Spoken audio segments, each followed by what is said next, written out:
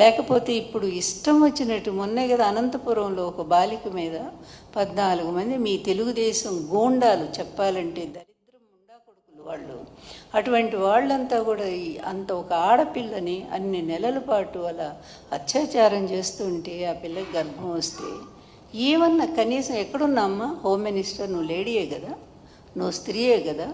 ఇలాంటి వెధవలంతా కూడా ఇలాంటి పనికిమాలిన పనులు చేస్తే మీ పార్టీకి చెడ్డ పేరు రాదా? అయినా ఎందుకు వాళ్ళని కాచుకుంటున్నారు? వాళ్ళ మీద ఏమైనా శిక్ష ఉందా? కనీసం ఒక్కళ్ళైనా అరెస్ట్ చేశారా? అదేవిధంగా అదే అనంతపురంలో ఇంకో అమ్మాయిని చంపేశారు. ఆ అమ్మాయిని పాపం రేప్ చేసి చంపేశారు.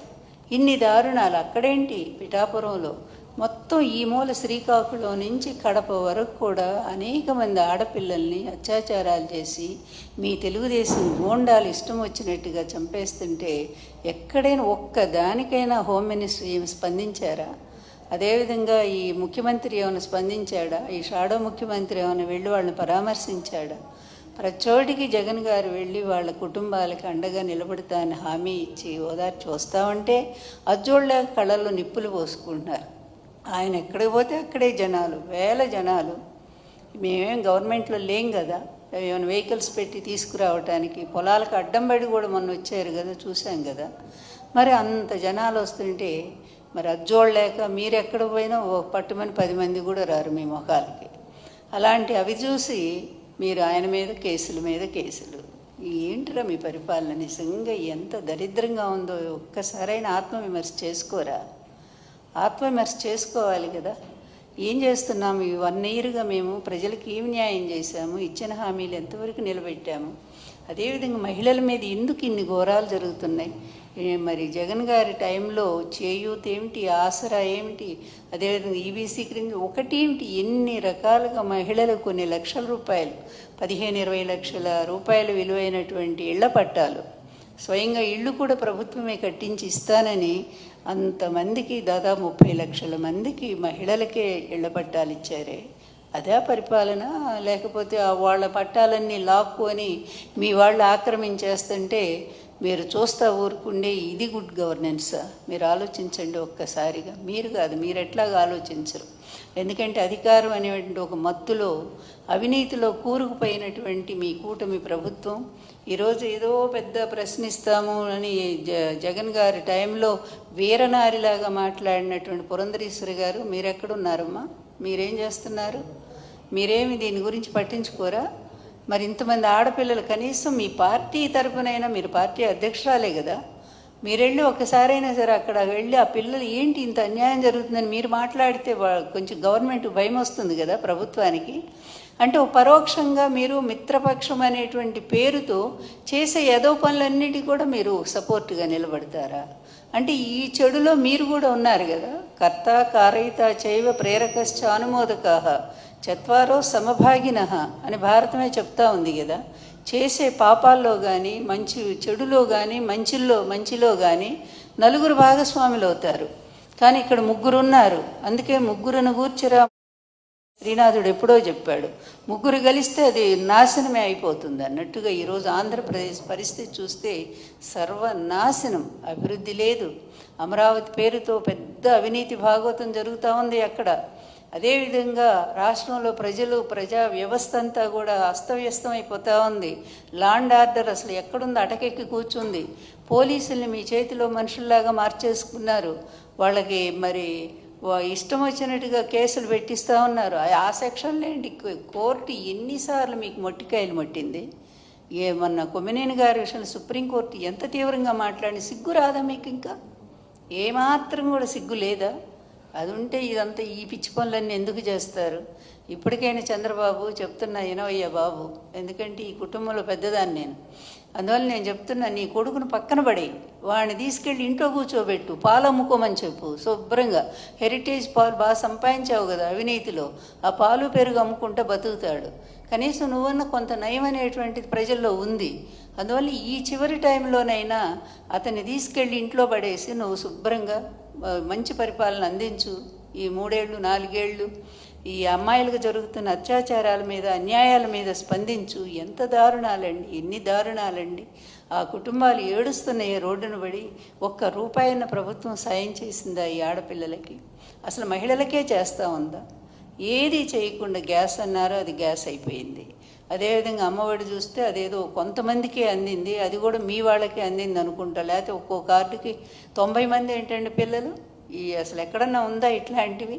అంటే దొంగ లెక్కలు, మరి ఈ విధంగా దొంగ పంపిణీలు, మళ్ళీ పరోక్షంగా అదంతా కూడా తెలుగుదేశం పార్టీ వాళ్ళకి అందేటట్టు చేయటం, ఇదా పరిపాలన?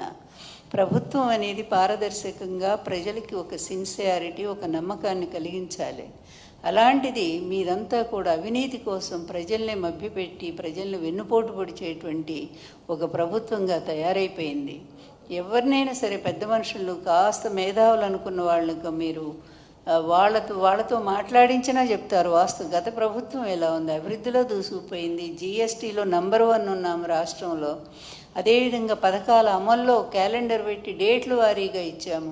మహిళల్ని మరి ఉద్ధరించడంలో, మహిళా సంక్షేమ పథకాలు అమలు చేయటంలో అన్నిట్లో కూడా 50%, 60% మహిళలకు ఇవ్వటంలో, మహిళా సాధికారతను మరి ఒక సుప్రతిష్టంగా అంత సక్సెస్ఫుల్గా అమలు చేయగలిగింది ఒక్క జగన్మోహన్ రెడ్డి గారి ప్రభుత్వమే. మరి మీ ప్రభుత్వం వచ్చాక మహిళలంతా ఏడుస్తున్నారు, దుఃఖిస్తున్నారు. రోడ్డు మీదకి వెళితే ఏ గుండా లాక్కుపోతాడో అని బిక్కుబిక్కుమంటూ ఆడపిల్లలు బయటికి పంపటానికే భయపడుతున్నారు. సిగ్గుచేటు కదా మీకు? ఇదా మీ ప్రభుత్వము? ఆడపిల్లల్ని కాపాడలేనటువంటి ఎందుకయ్యా చెప్పుకోవటం? ముఖ్యమంత్రి, లేకపోతే ఉప ముఖ్యమంత్రి, లేకపోతే ఇంకో షాడో ముఖ్యమంత్రి, ఇవన్నీ కూడా ఎందుకు ఇట్లాంటి పేర్లన్నీ చెప్పుకోవటం? అందువల్ల ఆడపిల్లల్ని రక్షించాల్సినటువంటి బాధ్యత ప్రభుత్వం మీద ఉంది. అలాగే మహిళల గౌరవాన్ని కాపాడాల్సిన బాధ్యత ఉంది. పేదవాళ్ళైనటువంటి మహిళలను పూర్తిగా ఆదుకోవాల్సినటువంటి బాధ్యత కూడా ప్రభుత్వానికే ఉంది. జగన్ హయాంలో ఎలా ఇచ్చారో ఒక్కసారి అవి తెప్పించి చదువుకోండి. ప్రజల్ని అడగండి, జగన్ హయాంలో ఏమేమి అందినాయో తెలుసుకోండి. అన్ని డేటాలు మీ దగ్గర ఉంటాయి, కానీ అమలు చేసేటప్పుడు మాత్రం అన్నీ పక్కకు పోతూ ఉంటాయి. అందువల్ల జగన్ గారి హయాంలో మహిళలకు ఒక స్వర్ణ యుగమది. కానీ నీ హయాంలో ఇది ఒక రాక్షస పాలన. ఎప్పుడో హిరణ్యకశిపుడు, హిరణ్యాక్షుడు వాళ్ళు ఇలాగే ఋషుల్ని, ఆడవాళ్ళని చెరబట్టేవాళ్ళట. సేమ్ ఇప్పుడు నారాసురుడి పరిపాలనలో కూడా మహిళల్ని చెరబట్టేటువంటి దుస్థితి, ఆ విధమైన రాక్షస పాలన ఈరోజు కొనసాగుతూ ఉంది. అందువలన ప్రజలంతా ఎదురు చూస్తూ ఉన్నారు, జగన్నాథుడు ఎప్పుడు వస్తాడా అని చెప్పి. ఈ రాక్షస పాలన అంతం చేసి మళ్ళీ మాకు ఆ జగన్నాథుడే కావాలి అని చెప్పి ప్రజలంతా కూడా కోరుతూ ఉన్నారు. అందువల్ల మీది గుడ్ గవర్నెన్స్ కాదు, వెరీ బ్యాడ్ గవర్నెన్స్ ఇది.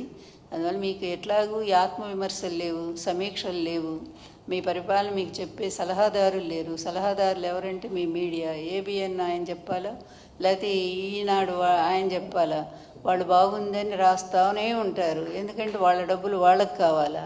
మీరు ఇచ్చేటువంటి ఆ డబ్బుల కోసం వాళ్ళు పిచ్చి రాతలు అలా రాస్తూనే ఉంటారు. ఇక పనికి మాలిన టీవీలు, TV5 ఒకడున్నాడు.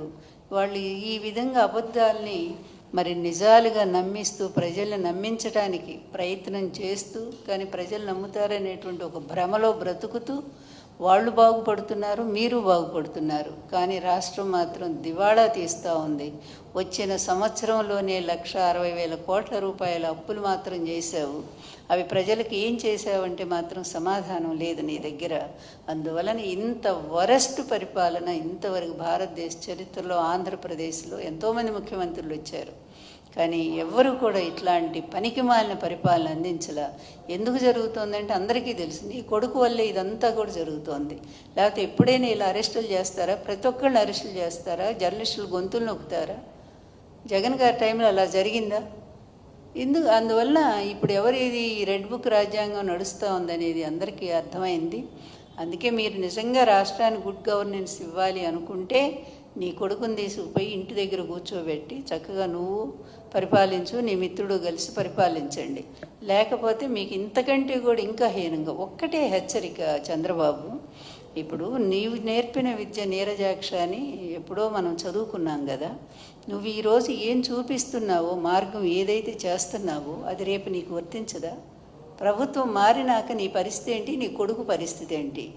మీరు చేసిన ఇలాంటి పనికిమాలిన పనులకి, ఇలాంటి నిరంకుశమైన పనులకి, ఇవి ఇల్లీగల్ అంటే చట్టబద్ధం కానటువంటి ఈ పనులన్నిటికీ కూడా రేపు శిక్షలు మీకు లేవా? నీ కొడుకు జైల్లో ఉంటే నువ్వు చూస్తూ ఆనందించగలవా? రేపు లేదు, నిన్ను జైల్లో పెడితే నీ కొడుకు ఆనందించగలడా? నీ భార్య ఆనందించగలదా? మరి ఇలాంటివన్నీ కూడా మీరే దారి చూపిస్తూ అమాయకులందరినీ బలి చేస్తూ ఉంటే రేపు ప్రభుత్వం మారాక ఆ ప్రభుత్వం మీ మీద చర్యలు తీసుకోదా? దానికి బలయ్యేది ఎవరు? ముందు మీరే అవుతారు కార్యకర్తల కంటే, నేను చెప్తా ఉన్నాను.